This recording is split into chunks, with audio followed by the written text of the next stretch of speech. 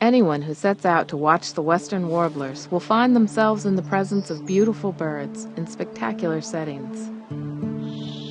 The West is a land where ice ages, volcanoes, and the shifting and colliding of the Earth's crust have created a dramatic landscape.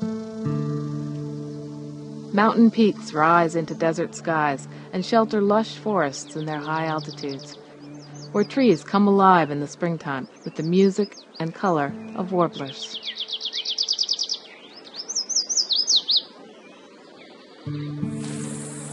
Warblers sing from desert rivers and washes, ribbons of green across arid land.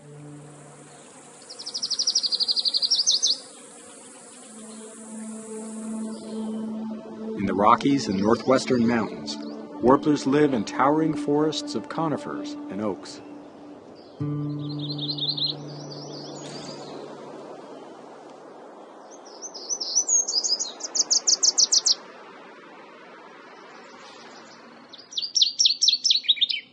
And at the far northwest and very top of the continent, champion migrants fly from tropical wintering grounds to nest in stunted trees on the edge of the Arctic tundra.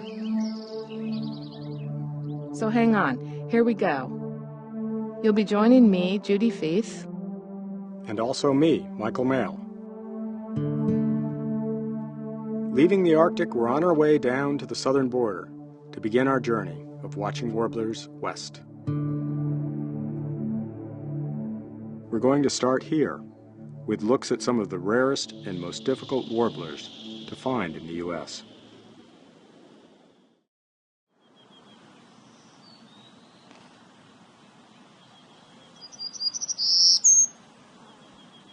Stunningly beautiful and very endangered, the golden-cheeked warbler is the only bird that breeds just in Texas.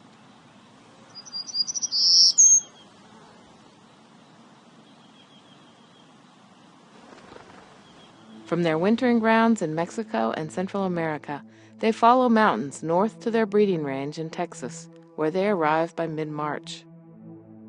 Eons ago, the limestone here was lifted higher than the surrounding plain, and rivers carved hills and canyons. Known as the Hill Country, this rugged landscape was once completely covered by a lush forest of oak and juniper, the habitat of the golden-cheeked warbler.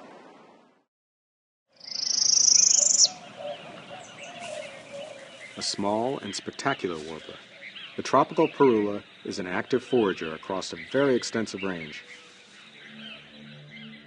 It's estimated that there are more than 5 million individuals, resident from as far south as Argentina, north to the mountain forests of Central America and Mexico.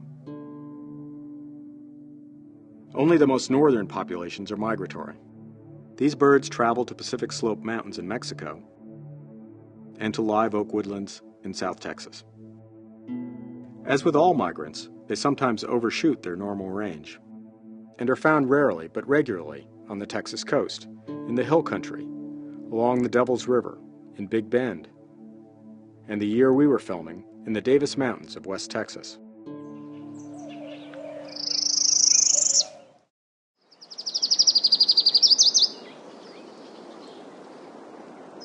Lucy's may be the smallest and the most drab.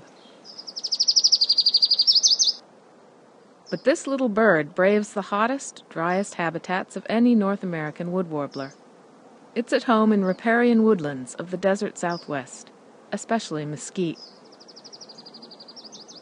They winter in lowland forests of Mexico's Pacific coast, but a few have been reported in the Big Bend area and along the California coast, and one as far out of range as Massachusetts.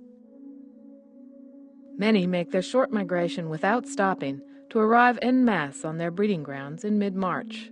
It looks like a large area, but because Lucy's warblers depend so heavily on riparian woodlands, they actually have few places left to breed. Their nesting habitat has been damaged or destroyed by agriculture, livestock, dams, and pumping.